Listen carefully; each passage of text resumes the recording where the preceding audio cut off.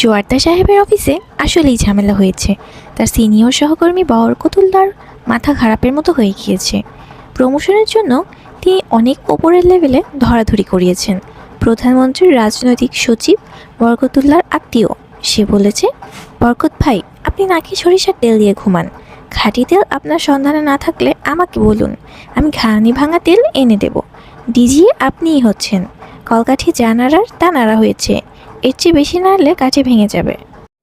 আজ ভোরবেলা কাঠি নাড়ার ফলাফল দেখে বরকতুল্লাহ স্তম্ভিত।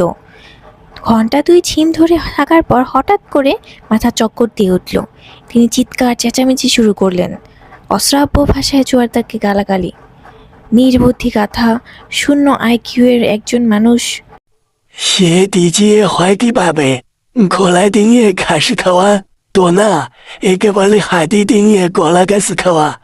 আমি চুপচাপ বসে থাকবো না, হাইকোর্টে মামলা করবো।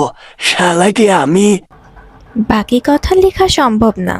গালাগালি শোনার আনন্দের জন্য বরকতুল্লাহর অফিস রুমের সামনে ভিড় জমে গেল। গালাগালি করতে করতেই তার স্ট্রোক হলো। দাঁড়ানো অবস্থা থেকে তিনি মেঝেতে পড়ে গেলেন। অ্যাম্বুলেন্সে করে তাকে হাসপাতালে নিয়ে যাওয়া হলো। ক্যান্টিনে জোয়ার্দার এক কোনায় বসে আছেন। তার এদিকে কেউ আসছে না। তবে এই ক্যান্টিনের বয় কয়েকবার এসে খোঁজ নিয়ে গেছে। তিনি সবজি, কই মাছ, ডালের অর্ডার দিয়েছেন।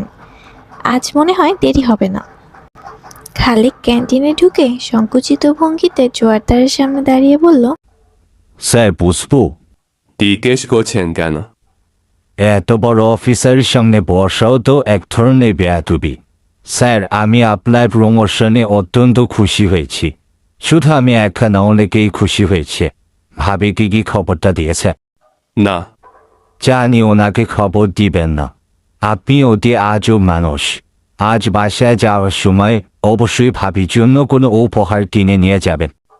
কি উপহার চিনল? মেয়েরা শাড়ি পেলে খুশি হয়, জামদানি শাড়ি কিনে নিয়ে যাবেন। এত টাকা সঙ্গে নেই। আমার কাছ থেকে ধার নিয়ে কিনবেন।